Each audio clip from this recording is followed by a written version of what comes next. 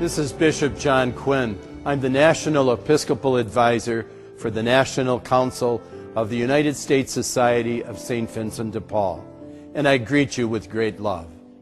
On April 23, 1813, Jean-Antoine and Marie Ozanam celebrated the birth of their fifth child, whom they named Antoine Frederick. I'm sure that they, like all parents, hoped for a good life for their son and had visions of his great achievements. Little did they know on that day in April what a remarkable person they had brought into this world. This year marks the 200th anniversary of Frederick's birth, an anniversary that should be celebrated by every member of the Society of St. Vincent de Paul. You might ask why this event is so significant. Certainly we might celebrate it because of his role in forming the Society of St. Vincent de Paul. But Frederick Ozanam was more than the principal founder and primary inspiration of our organization. He was one of the most important thinkers whose ideas contributed to the great gift of Catholic social thought in our church today. He was one of the first influential Catholic champions of democracy, encouraging the church, and indeed all Christians, to embrace the participation of the common people in the decisions that affected their lives. He was a leader in the movement for greater participation of the laity in the apostolates of the church. We celebrate his birth because his legacy is both enduring and valuable. It is that legacy we wish to remember, honor, and foster in this anniversary year. God bless you.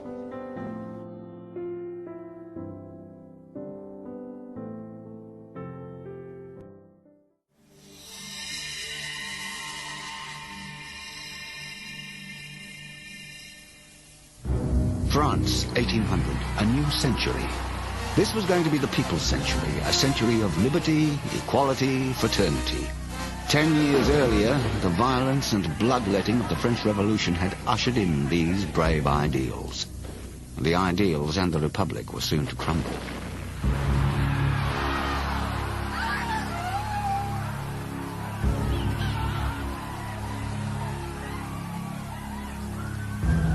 The ghettos of the unemployed, the factories run on child labor, the poor living in the new ugly landscape of the Industrial Revolution, made France a hotbed of unrest. The new society wasn't delivering a better world fast enough. By 1815, the old way seemed to many the best way.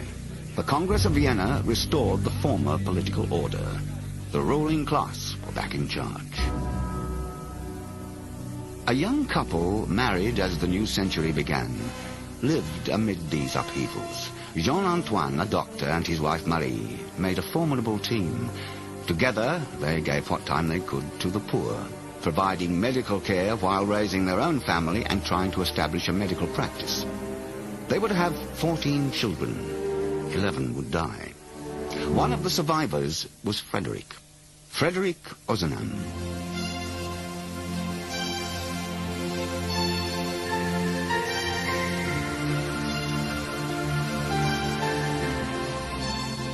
If there's one word that sums up Frederick Ozanam, it's hope.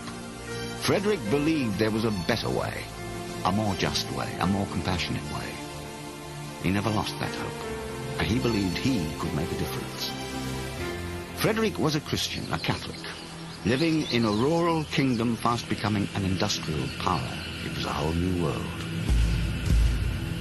And no one really knew what an industrial power was, what it should look like, be like, how it should operate. Whatever shape this new world was to take, Frederick believed, even as a youth, that his faith, his Christianity, could help the new world become a just world.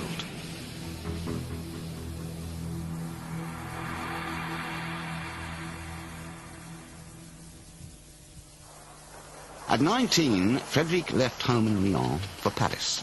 He was a country boy in a big city. And the big city was still recovering from the 1830 revolution 2 years earlier. Louis-Philippe, the new king, was already under great pressure. Disease, overcrowding, and poor wages remained unchecked. There was another push for a republic. Anti-clerical feeling was strong in Paris, especially at the university where the new sciences were dominating thinking. It was here at the Sorbonne that Frederick was to study law as his father had wished. Many at the university viewed Christianity as the enemy of social progress, where priests and bishops were no more than partners of the hated ruling class. For Frederick, it was a big adjustment. Off campus, he was living in a boarding house. While some students reveled in their new freedom, Frederick felt isolated. The scientist André Ampère agreed to take Frederick into his family home as a boarder. Ampère, a brilliant academic, was breaking new ground in the study of electricity. He saw the same brilliance in Frederick. For Ampère, there was no conflict between Christianity and progress. His gentle influence helped Frederick immensely. They were to stay friends for life. But Frederick, at 19 years of age, wanted more than gentle influence. With several friends, he began a debating group at the house of a local newspaper proprietor, Joseph Bailly. The group, or conference, met each week.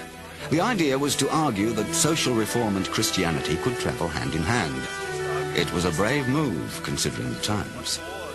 They wanted to highlight history's debt to Christianity. By sheer force of argument, they would convert the masses. What seemed like a good idea at the time failed dismally. It attracted little attention and in the end alienated more students than it won. Nevertheless, this small group became close friends, none of them realizing the chain of events about to unfold and the impact those events would have.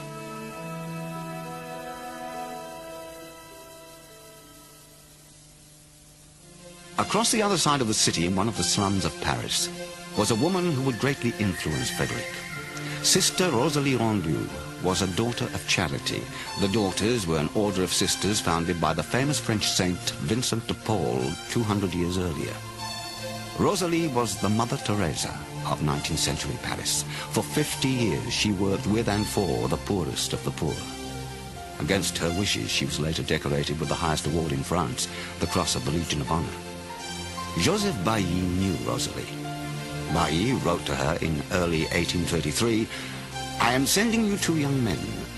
Their charity is spirited, but they are young and impetuous. They need direction."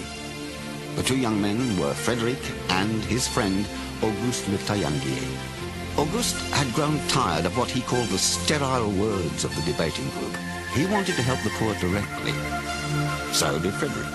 And at the grand age of 20, he and Auguste and 5 others formed the first Conference of Charity, later known in France and around the world as the Society of St. Vincent de Paul. Rosalie gave Frederick and Auguste the names of 3 families. She suggested their group adopt each family and offer what assistance they could. Her advice was simple: be kind and love, for love is the first gift to the poor. They will appreciate your kindness and your love more than all else you can bring them. Up till then, Frederick and Auguste's only experience with the poor was to leave firewood with the first cold man they could find. Frederick later recalled how nervous they were climbing the stairs to the man's garret. They dropped the wood and left as fast as they could. It seemed now to Frederick that Sister Rosalie had much to teach them. The members of this first conference were 23 years of age or younger. Bailly was the exception. At 40, he was the father figure. With his business skills and maturity, he was promptly voted president. The group knew they had a lot of growing to do, emotionally and spiritually. Each week they would meet, pray, discuss their work, and arguments aside, encourage one another. Support would often come from the poor themselves. As Sister Rosalie had told them, when you meet the poor, you meet Christ.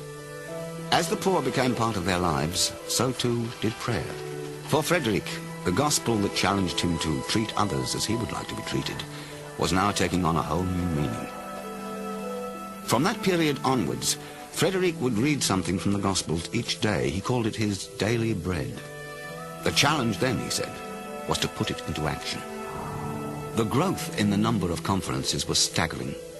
By the time the last of these original members died in the final decade of the century, the Society of St. Vincent de Paul numbered more than 7,000 conferences in over 30 countries. In whatever measure they could, This small group had given their century liberty, equality, fraternity.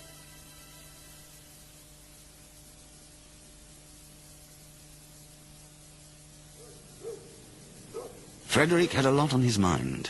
On the one hand, he wanted the conferences of charity to help those in need directly. On the other, he wanted the work of the society to alert the wider public, especially the middle classes, to the needs of the poor. Maybe then, he thought, the people of France could begin to eliminate the causes of poverty. He was strongly supported by the Archbishop of Paris, Denis Affre. In turn, many young priests became enthusiastic about Frederick's ideas, and his ideas were plentiful. In 1838, Frederick, now 25, and the youngest lecturer at the University of Lyon, denounced the new economic liberalism. He condemned an economy where the working poor created wealth the poor themselves would never enjoy. He said charity was not enough to solve these problems. There must be justice between employers and workers. He called for a regulated labor market with state controls and organized workers. For France and for the times, these were radical ideas. While revolution was brewing yet again, Frederick was going through his own personal revolution.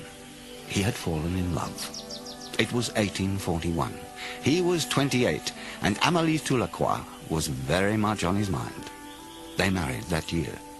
Far from mellowing his passion for reform, married life seemed to encourage it. With Amélie's support, he accepted a lower salary with a position as lecturer at the Sorbonne. Here in Paris, he could be at the center of Catholic social action. By the following year, the Society of St. Vincent de Paul had 2,000 members in Paris alone. As Frederick noted, the conferences were now assisting 1 in 4 poor families in that city. While membership grew, so too did the pressures within France and the whole of Europe. During this time, Frederick was one of the most prominent Catholic voices calling for social reform. In 1848, revolution swept through France. A new democratic republic was proclaimed. Frederick could not remain silent. Seizing the moment, he and Abbé Maret, a professor of theology, published The New Era, a newspaper supporting the fragile republic. In the turmoil, it became widely read. People either praised it or condemned it. It called for legislation to protect children, a pension for workers who were sick or old, reduced working hours, a graduated income tax instead of indirect taxes, partnership and profit sharing, and compulsory arbitration in industrial disputes. For the ruling class, which was soon to suppress the revolution violently, such reforms were simply unimaginable. Those like Frederick who chose to speak out were placing themselves and those close to them in danger. Just how dangerous the situation was would soon become tragically clear. In June, at the height of the fighting and at Frederick's urging, Archbishop Affre, patron of the new era, went to the barricades.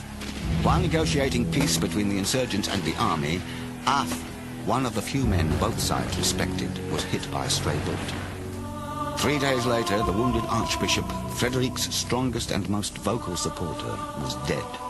It was news throughout Europe. Frederick was devastated. The army went on to crush the workers. A conservative wave swept through France. Liberty, equality, fraternity was now a forbidden catch cry.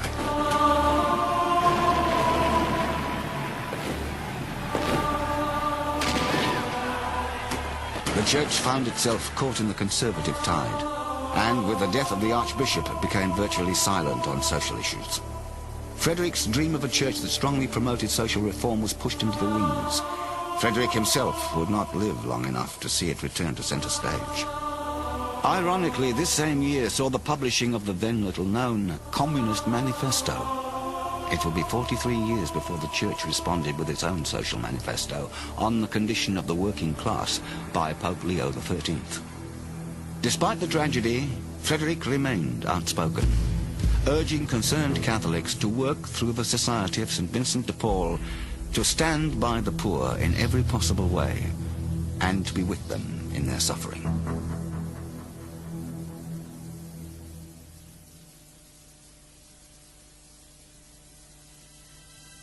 The strain of recent events and repeated bouts of pleurisy were beginning to take their toll. Frederic's health was declining rapidly. Despite Amélie's care and encouragement, Frederic, now only 35, was bedridden for months at a time. He had 5 years to live. Seeking a remedy, he and Amélie decided to travel to warmer climates with their only child, Marie. For Frederic, there was no time like the present, and travel presented new opportunities. He began nurturing conferences throughout France, Italy, and beyond. By his 39th birthday, just 19 years since the first conference met, the Society had grown to more than 40,000 members across Europe and the Americas. At every opportunity, he combined his skills, scholar, journalist, and political activist, to advance the rights of the working class and the poor. He remained one of the strongest voices for social reform in the French Church. Those governing France were by now inward-looking and tired of reform. Frederic spoke passionately for change. They were listening. In 1853, halfway through the century he so much wanted to change, Frederic died. Many of his friends, his wife Amélie and his young daughter Marie, were by his side. He was 40. In his final days, Frederic asked, "Why should I fear the God I love so much?" Fear never ruled Frederico Ozanam's life. When he felt he should act, he acted. When he felt he should speak out for the poor, or for his faith, or for a more just society, he refused to remain silent. He inspired his friends to see the challenge before them and to act. It was their time, their century, their chance to share liberty, equality, fraternity. Today, the Society of St. Vincent de Paul has spread to some 130 countries. Through its 900,000 members, the work and inspiration of Frederic and his friends continues. So too does the challenge.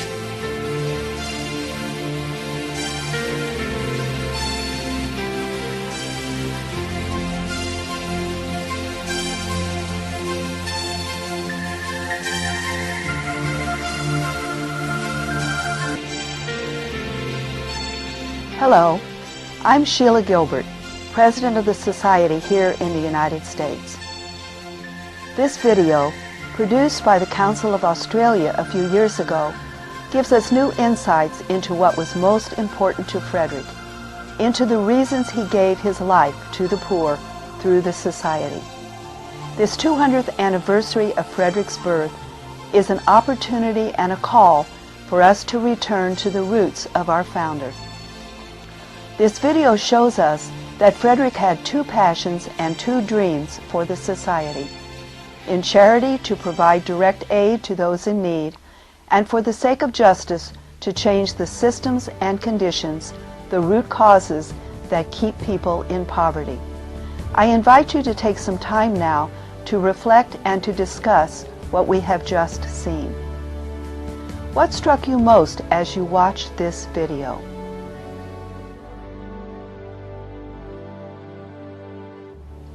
Did it change your understanding of our mission and vision for today?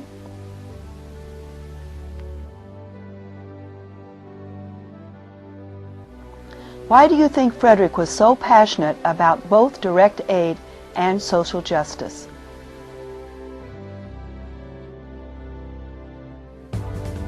What comparisons do you see between Frederic's time and ours?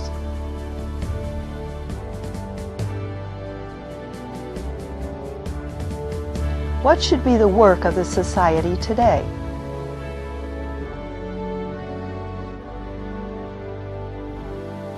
How do you see yourself being involved with our dual mission of direct service and social justice? At all levels of the Society, we are exploring and learning how best to walk the journey out of poverty with those we serve. We are discovering how to integrate both aspects of our mission so that we can begin to transform the lives of those we serve, remove barriers to sustainable lives, and create opportunities for the decent and happy lives for which we pray at our meetings. Over the next few years, you will have more resources, more understanding, and more concrete tools for this dual mission. For each of us, there is a choice and a decision. Please begin to pray about how you are called to respond. 200 years ago, Frederico Ozanam lived in a period of tremendous upheaval and change. Motivated by a deep commitment to his Catholic faith and love of his native land, he responded with vision and courage. Frederick's ideas radically changed the exercise of Christian charity and challenged unjust systems of his day. We are heirs to that legacy. It is our time to make a difference. Led by the Holy Spirit, it is our challenge to end poverty through systemic change.